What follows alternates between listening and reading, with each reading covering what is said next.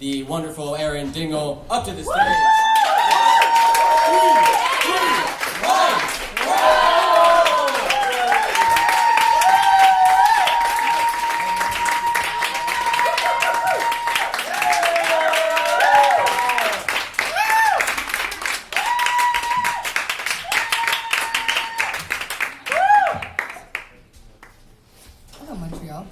The last time I was here was for CFSW a couple years ago, and opening night was here, and it's exciting to be back and not have to worry about scores. I think the light is burnt out in a lot of the living rooms, but I'm just an artist. What the hell am I supposed to do about it? I mean, how many writers does it take to change a light bulb?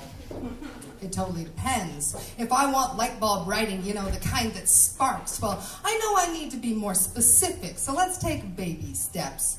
How many children's writers does it take to change a light bulb? Well, it takes 1, 2, 3, 4, 5, 6, 7, 8, 9, 10, and an illustrator. Now, how many novice writers does it take to change a light bulb? Well, what? That bulb is totally perfect, just the way it came, because they can write in the dark. How many science fiction writers does it take to change a light bulb?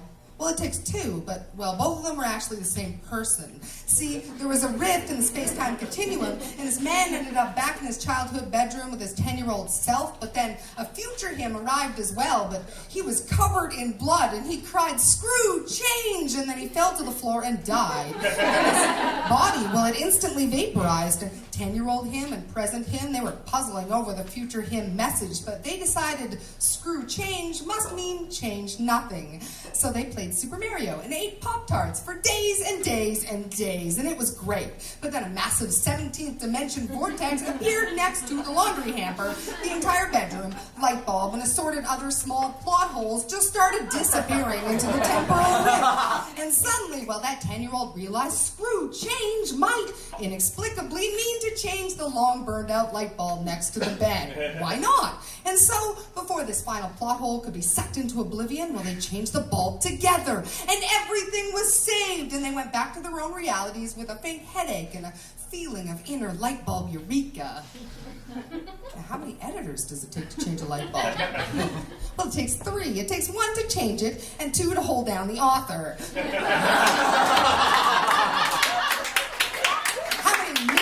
Writers does it take to change a light bulb? Well, again, we need 2. We need 1 to screw it most of the way in, and then the other to give it one last surprising twist on the end. How many erotic writers does it take to change a light bulb? Well, baby, that depends on how many you want and how deep and how long you want it to go.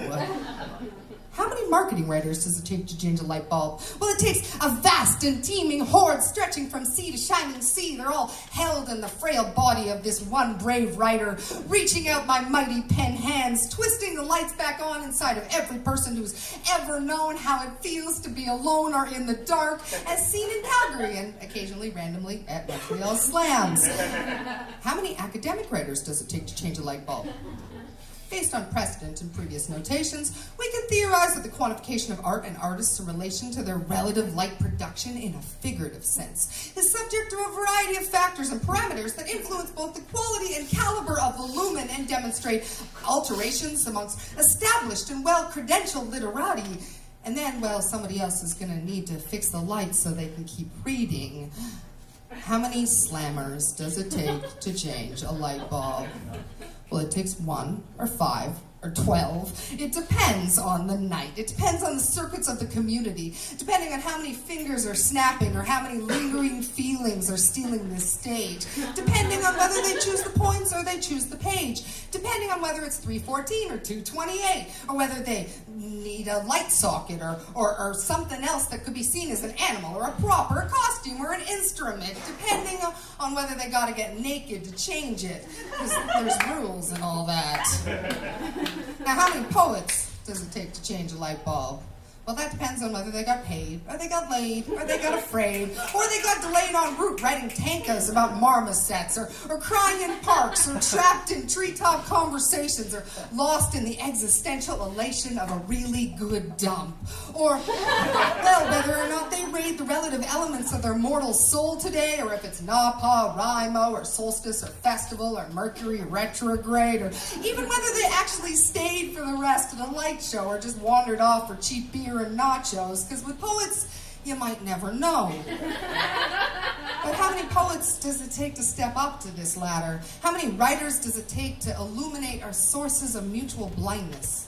How many does it take to screw burnt wires into spirals and spotlight lost corners and firework jokes and clear the aluminum smoke that curls behind our broken walls? How many artists does it take to change? How many are necessary to regulate the exchanges of power?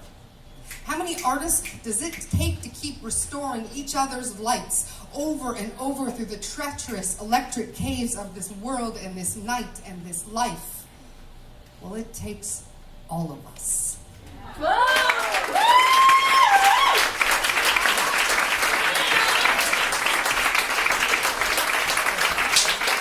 Erin Dingle, everybody!